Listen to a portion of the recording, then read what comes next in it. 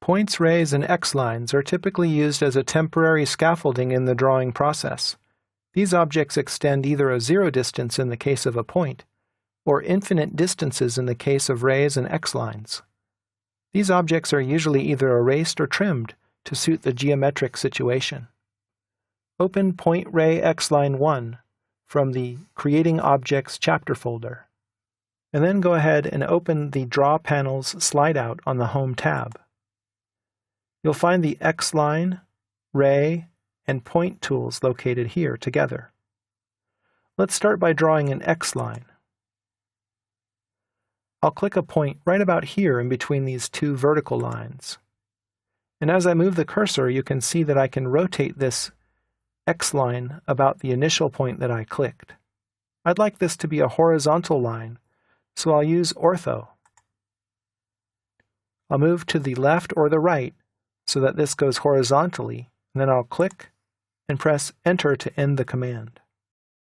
So right now this is an X-line, meaning it goes off to infinity in both directions.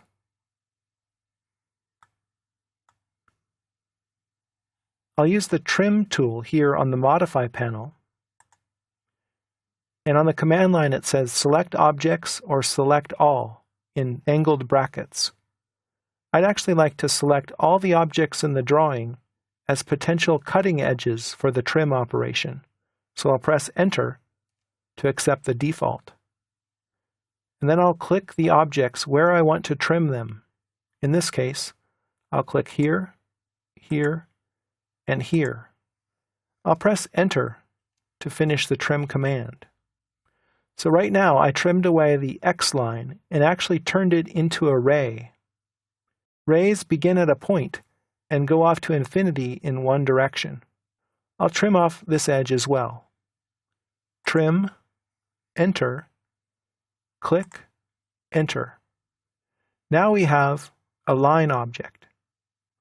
So X-lines and rays are easily convertible into lines by trimming.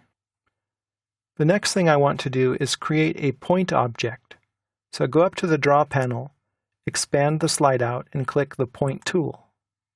Snap that to the midpoint of this vertical line by holding down Shift, right-clicking, and choosing Midpoint from the Context menu.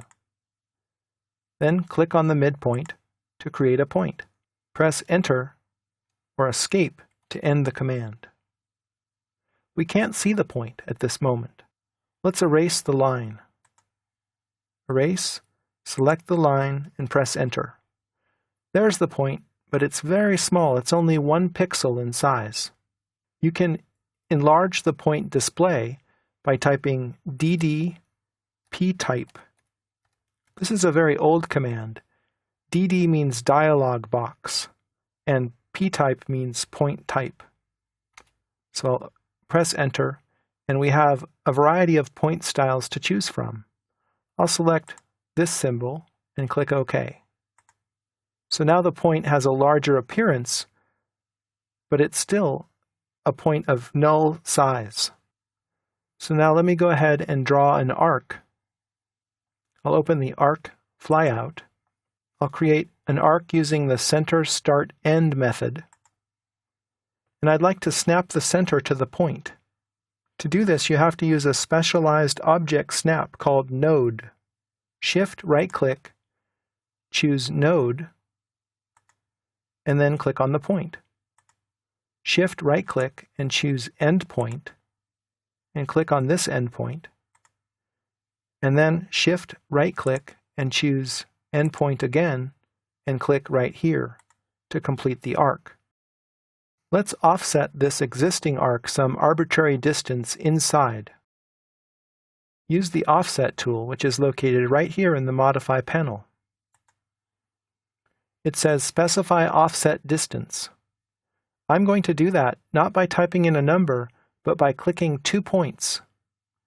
I'll click approximately here without even bothering to snap anything, because I'm doing this arbitrarily.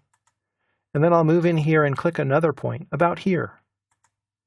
That sets the offset distance interactively. Then it says Select Object to Offset. I'll select this arc. And then you can see that as I move the cursor in or out, I have the option to offset a new arc in either direction. In this case, I'd like it to be inside, so I'll click right here to generate a new concentric arc. And then I'll press Enter to exit the offset command. Let's use the ray tool here. And let's start the ray from the node associated with the point. So Shift right-click, Node, click on the point. And because ortho is on, I can draw this ray up vertically. I'll click a point and press Enter to draw in a ray. Now I'd like to array the ray. I'll do that here. Open the flyout and choose Polar Array. Select the ray object, press Enter, and it says to specify the center point of the array. Well, that's the point object. Shift right-click and choose Node.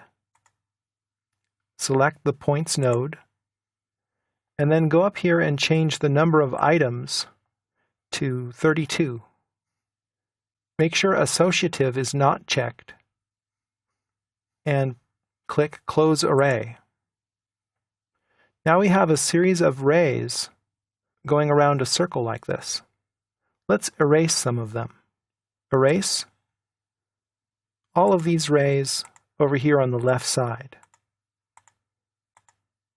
I'll click down here and make a crossing window that crosses a series of these rays.